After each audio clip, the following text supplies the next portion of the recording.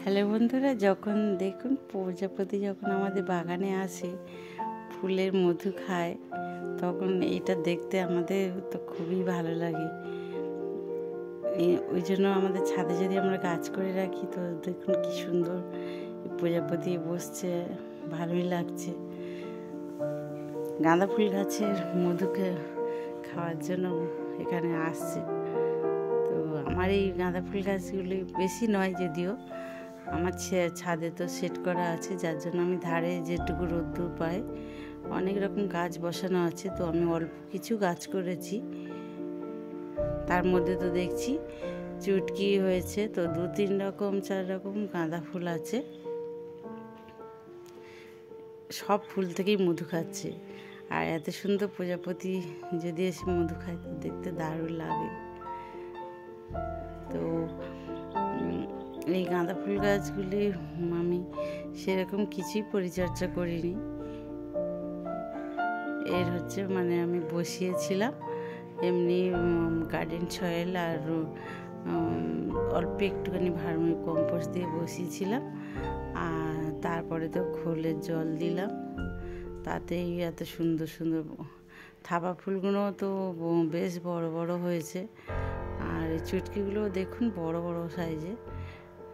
তো আর এবার আমি সবজির খোসা যত আছে যত আলুর খোসা, এগুলো আমি ফেলে না দিয়ে এই গাছের গোড়াতে দিই। সবজির খোসাতে দারুণ কাজ করে, কারণ এর আগেও আমি আগের বছর ভিডিও ছেড়েছিলাম। তো গাছে ওরকম আলুর খোসা দিয়ে রেখেছিলাম, যত সবজির খোসা বাদ হয়েছিল সেগুলো আমি গাছের গোড়ায় দিয়ে দিতাম। তো সেই গাছ প্রচুর পরিমাণে ফুল দিয়েছিল অনেক দিন ধরে। তো সবজির এই যে খোসাগুলো আমরা ফেলে না দিয়ে গাছের গোড়াতে দিলে দারুণ কাজ করে এটা। এই যে প্রত্যেকটা গাছের গোড়ায় দেখুন সবজির খোসা দেওয়া আছে।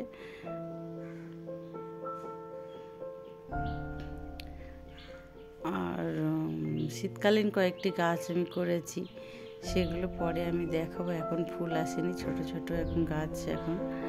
তো এখন এই গাঁদা ফুলের গাছটাই আমি ছাড়লাম।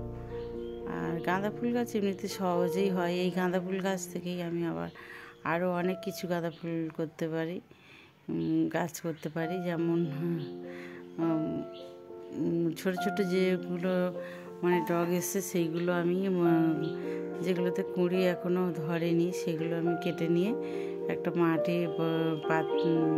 মাটি রাখা পাত্রে যদি আমি বসিয়ে দিই আর অল্প হালকা করে জল দিয়ে দিই, তো আবার নতুন গাছ তৈরি হয়ে যায়। তো আমি আর বেশি পরিমাণে এবছর করতে পারিনি, অল্প কিছুই করেছি, সেইটুকুই আপনাদের দেখাতে চলেছি। আর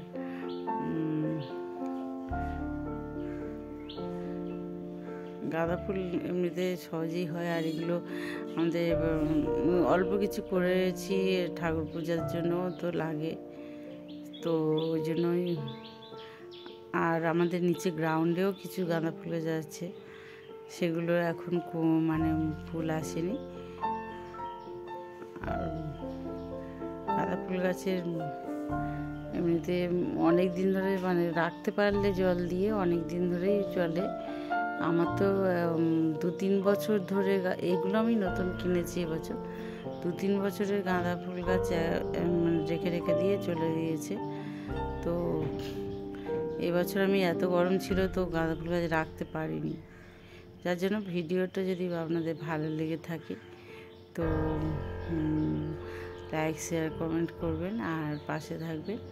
আর ভিডিওটি দেখার জন্য ধন্যবাদ, প্রথম থেকে শেষ পর্যন্ত দেখার জন্য ধন্যবাদ।